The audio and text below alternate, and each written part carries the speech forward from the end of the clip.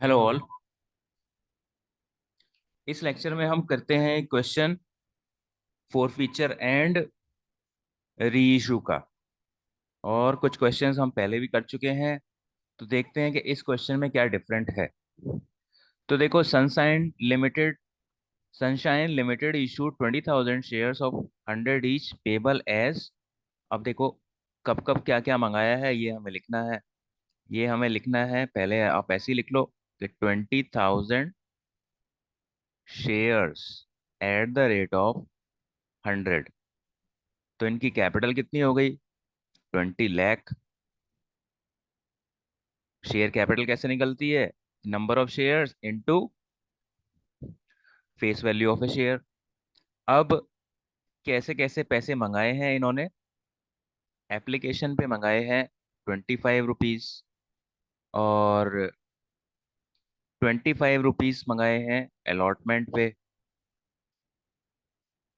And the balance in 2 calls of ₹25 each, यानी कि 2 call हैं 25-25 रुपए की। यानी कि एक तो हो गई फर्स्ट कॉल हो गई, और जब दूसरी फाइनल कॉल है तो इसको हम बोलेंगे सेकेंड एंड फाइनल कॉल। तो ये हो गया 100 रुपये। तो यानी कि एक जो शेयर था 100 रुपये का, वो इस तरीके से कंपनी ने मंगाया है। और इसमें एक और चीज क्या बोली गई है? Company did not make the final call, यानी कि कंपनी ने फाइनल कॉल अभी नहीं मंगाई है। तो फाइनल कॉल क्या है? Uncalled capital.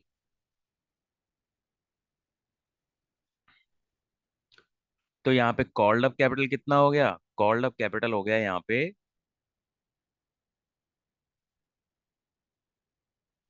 75 रुपीज। और हमको पता है कि जब हम फोर फीचर की एंट्री करते हैं और उसमें शेयर कैपिटल को डेबिट करते हैं तो कॉल्ड अप कैपिटल से करते हैं, तो ये चीज हमको क्लियर रहनी चाहिए। And all the money was all the money was duly received with the exception of amount due on the first call on 400 shares held by mister Modi. यानी कि मिस्टर मोदी एक शेयर होल्डर है इस कंपनी के, sunshine limited के। इनके पास 400 share हैं। इन्होंने फर्स्ट कॉल नहीं दी। फर्स्ट कॉल नहीं दी, इसका मतलब क्या है? कि ये जो फर्स्ट कॉल है, ये है आपकी calls in arrears, first call वाली। ठीक है। तो फर्स्ट कॉल नहीं दी, तो यानी कि इन्होंने 25 और 25 रुपए पे कर दिए हैं, और ये 25 रुपए नीचे वाले फर्स्ट कॉल के ये पे नहीं किए हैं। And the board of directors forfeited these shares and subsequently reissued.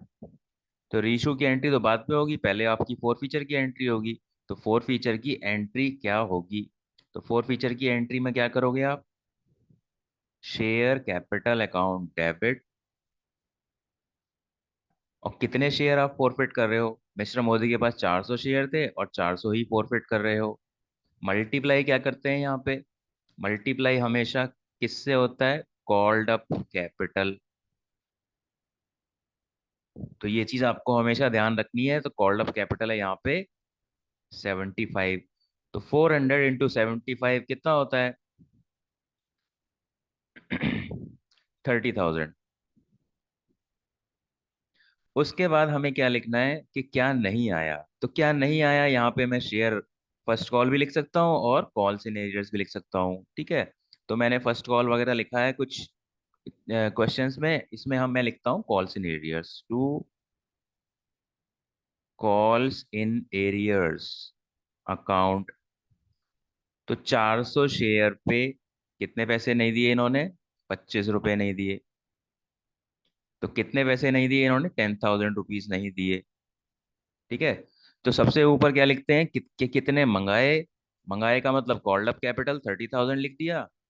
और क्रेडिट में क्या लिखते हैं? क्या नहीं आए, और फिर लिखते हैं क्या आए। अब जो आए फोर फीचर में तो वो फोरफिट हो जाएंगे। ठीक है।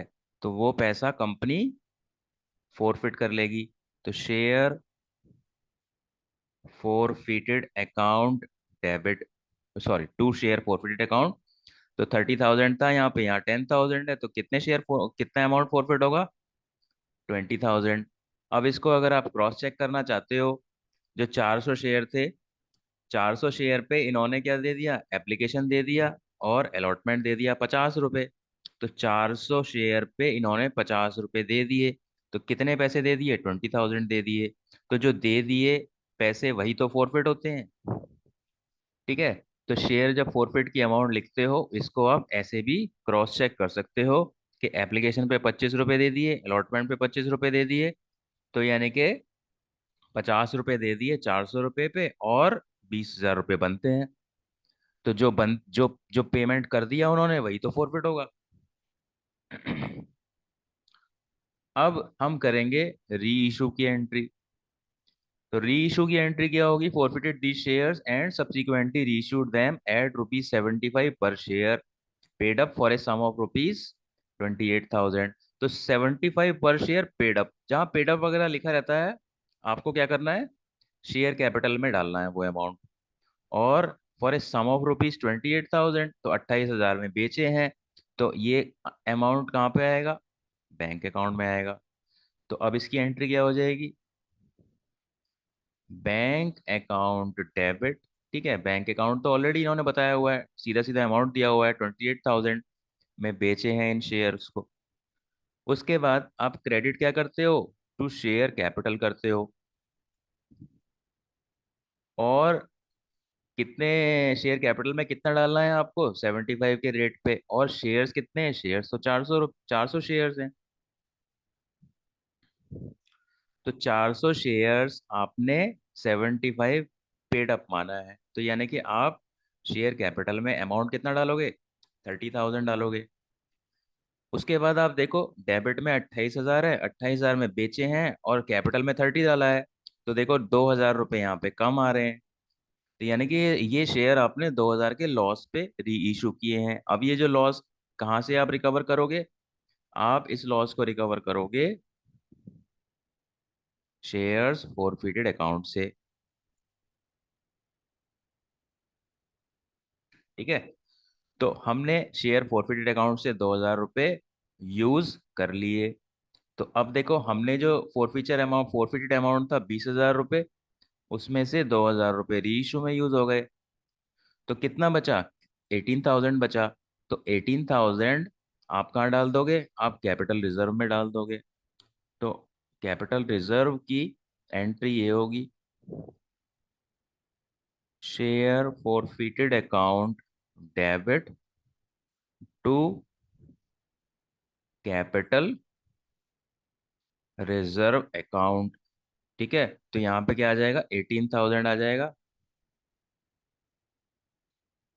और ये 18,000 कैसे आया? आपको ये ध्यान रखना है, ये जो 20,000 फॉरफिट किया था, इसमें रीइशू में 2,000 यूज हो गया, और जितना यूज नहीं हुआ वो आपका प्रॉफिट है। और इस प्रॉफिट को हम बोलते हैं कैपिटल प्रॉफिट। तो कैपिटल प्रॉफिट कहाँ पे आप डालते हो? आप कैपिटल रिजर्व में डालते हो कैपिटल प्रॉफिट को। तो इस तरीके से ये जो दूसरी एंट्री है रीइशू की और कैपिटल रिजर्व की, ये तो आपको करनी ही करनी है एक साथ। यानी कि रीइशू करोगे तो आपको पता चल जाएगा कितना शेयर फॉरफिचर अमाउंट का अमाउंट यूज हुआ। तो फिर आपको ये भी पता चल जाएगा कितना बचा। तो जितना बचा आप उसको कैपिटल रिजर्व में डाल दोगे। तो इस तरीके से इस क्वेश्चन के अंदर कैपिटल रिजर्व का अमाउंट कितना है? 18,000। तो ये था ये वाला question. So that is it for this lecture. Thank you.